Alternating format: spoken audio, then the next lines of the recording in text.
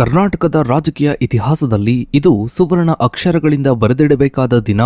ದಶಕಗಳ ಕಾಲ ಯಾರು ಬ್ರೇಕ್ ಮಾಡದೇ ಇರೋ, ಮುರಿಯದೇ ಇರೋ ಆ ಒಂದು ಐತಿಹಾಸಿಕ ದಾಖಲೆ ಇಂದು ಬ್ರೇಕ್ ಆಗಿದೆ. ಕರ್ನಾಟಕದ ರಾಜಕೀಯ ಧ್ರುವತಾರೆ, ಸಾಮಾಜಿಕ ನ್ಯಾಯದ ಹರಿಕಾರ ದೇವರಾಜ್ ಅರಸು ಅವರ ಹೆಸರಿನಲ್ಲಿದ್ದ ದೀರ್ಘಕಾಲದ ಮುಖ್ಯಮಂತ್ರಿ ಎಂಬ ದಾಖಲೆಯನ್ನು ಈಗ ಸಿದ್ದರಾಮಯ್ಯ ಅವರು ಸರಿಗಟ್ಟಿದ್ದಾರೆ ಮತ್ತು ಆ ದಾಖಲೆಯನ್ನು ಬ್ರೇಕ್ ಮಾಡಿದ್ದಾರೆ. ಅರಸು ಅವರು ಮತ್ತು ಸಿದ್ದರಾಮಯ್ಯ ಅವರ ನಡುವಿನ ಸಾಮ್ಯತೆಗಳೇನು, ಈ ದಾಖಲೆಯ ಮಹತ್ವವೇನು, ಇದರ ಬಗ್ಗೆನೇ ಒಂದು ವಿಶೇಷ ವರದಿ ಇದೆ, ಬನ್ನಿ ನೋಡ್ತಾ ಹೋಗೋಣ.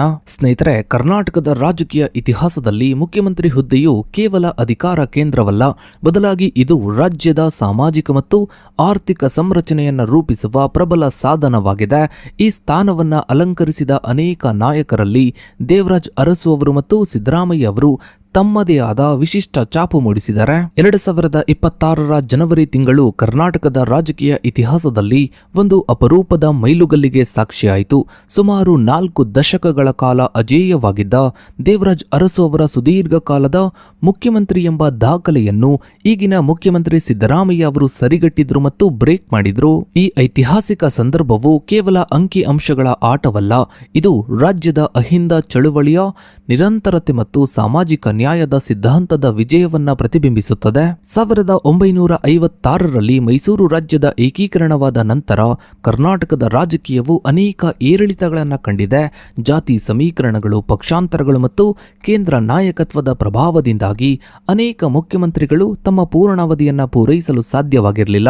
ಈ ಅಸ್ಥಿರತೆಯ ನಡುವೆಯೂ ಕೆಲವು ನಾಯಕರು ದೀರ್ಘಕಾಲದವರೆಗೆ ಆಡಳಿತ ನಡೆಸಿ ರಾಜ್ಯದ ಅಭಿವೃದ್ಧಿಗೆ ಭದ್ರ ಬುನಾದಿಯನ್ನ ಹಾಕಿದ್ರು. ರಾಜ್ಯದ ಇತಿಹಾಸದಲ್ಲಿ ಅತಿ ಹೆಚ್ಚು ದಿನಗಳ ಕಾಲ ಮುಖ್ಯಮಂತ್ರಿಯಾಗಿ ಸೇವೆ ಸಲ್ಲಿಸಿದ ನಾಯಕರ ಪಟ್ಟಿಯನ್ನ ಗಮನಿಸಿದರೆ ಸಿದ್ದರಾಮಯ್ಯ ಮತ್ತು ದೇವರಾಜ್ ಅರಸು ಅವರು ಅಗ್ರಸ್ಥಾನದಲ್ಲಿದ್ದಾರೆ. ಸಿದ್ದರಾಮಯ್ಯ ಅವರು ತಮ್ಮ ಮೊದಲ ಅವಧಿಯಲ್ಲಿ ಅಂದರೆ 2013ರಿಂದ 2018ರ ಅವಧಿಯಲ್ಲಿ ಪೂರ್ಣ 5 ವರ್ಷಗಳನ್ನು ಪೂರೈಸುವ ಮೂಲಕ 40 ವರ್ಷಗಳ ನಂತರ ಈ ಸಾಧನೆ ಮಾಡಿದ ಎರಡನೇ ಮುಖ್ಯಮಂತ್ರಿ ಎಂಬ ಹೆಗ್ಗಳಿಕೆಗೆ ಪಾತ್ರರಾದರು.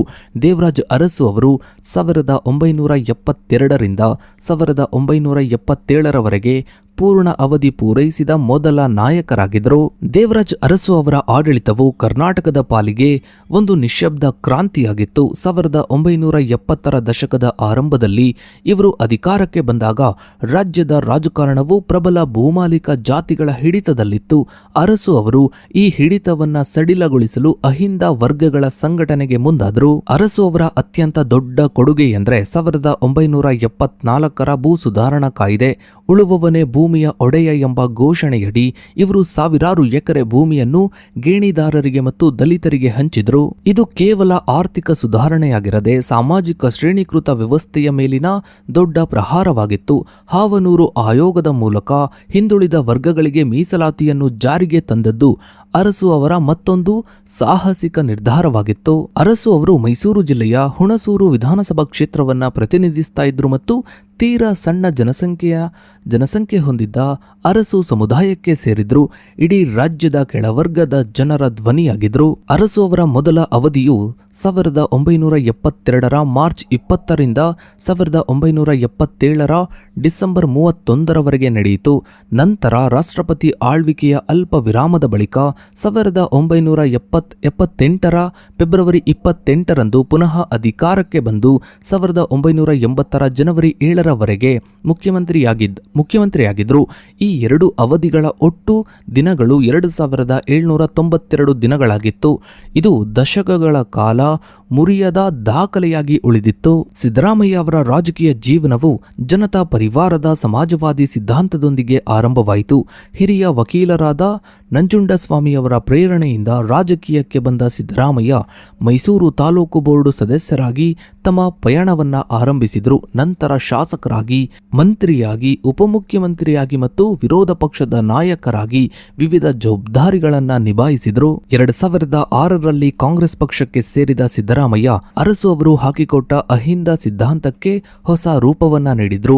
2013ರಲ್ಲಿ ಕಾಂಗ್ರೆಸ್ ಪಕ್ಷವು ಬಹುಮತ ಗಳಿಸಿದಾಗ ಇವರು ಮೊದಲ ಬಾರಿಗೆ ಮುಖ್ಯಮಂತ್ರಿಯಾದರು.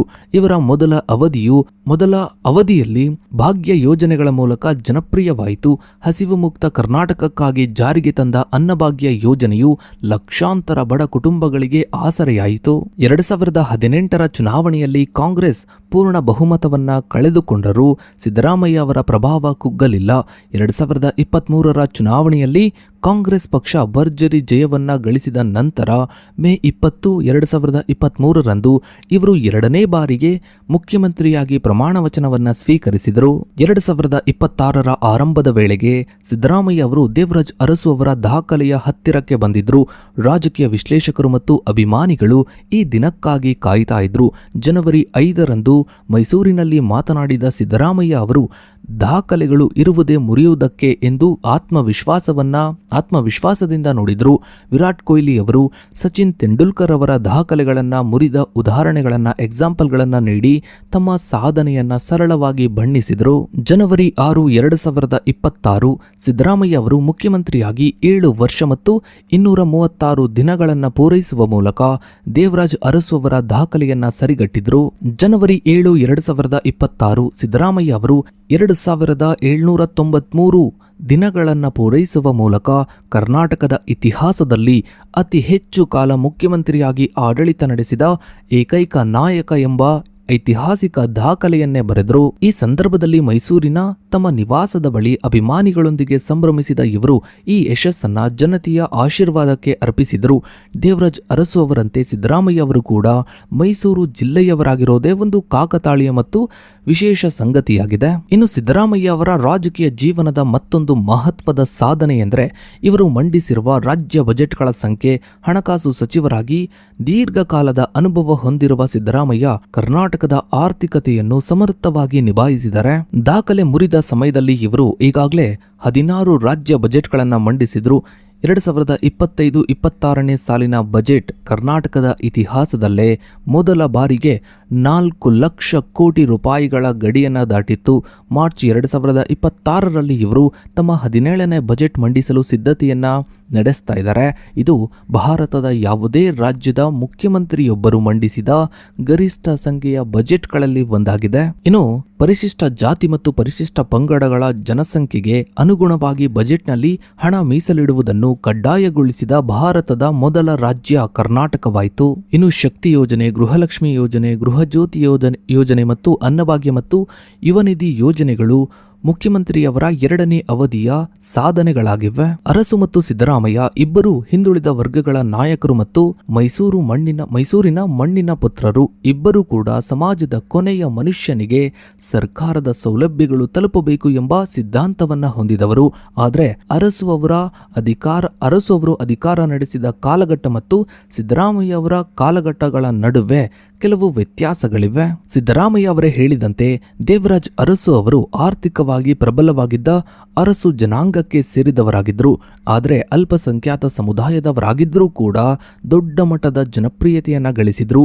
ಸಿದ್ದರಾಮಯ್ಯ ಅವರು ಕುರುಬ ಸಮುದಾಯದವರಾಗಿದ್ದರು. ತೆಳಮಟ್ಟದಿಂದ ಹೋರಾಟ ಮಾಡಿ ಬೆಳೆದವರು. ಸದ್ಯಕ್ಕೀಗ ರಾಜ್ಯ ರಾಜಕೀಯದಲ್ಲಿ ಮುಖ್ಯಮಂತ್ರಿ ಕುರ್ಚಿಗಾಗಿ ದೊಡ್ಡ ಪೈಪೋಟಿನೇ ನಡೀತಾ ಇದೆ. ಒಂದು ಕಡೆ DK ಶಿವಕುಮಾರ್ ಅವರು ಹೈಕಮಾಂಡ್ ಭೇಟಿ ಮಾಡ್ತಾ ಇದ್ರೆ, ಮತ್ತೊಂದು ಕಡೆ ಸಿದ್ದರಾಮಯ್ಯನವರು 5 ವರ್ಷಗಳ ಅವಧಿಗೆ ನಾನೇ ಮುಖ್ಯಮಂತ್ರಿ ಅಂತ ದೃಢ ನಿರ್ಧಾರದಿಂದ ಹೇಳ್ತಾ ಇದ್ದಾರೆ. ಮುಂದಿನ ದಿನಗಳಲ್ಲಿ ರಾಜ್ಯ ರಾಜಕೀಯದಲ್ಲಿ ಏನೆಲ್ಲ ಆಗುತ್ತೆ ಅನ್ನೋದನ್ನ ಕಾದು ನೋಡಬೇಕಿದೆ.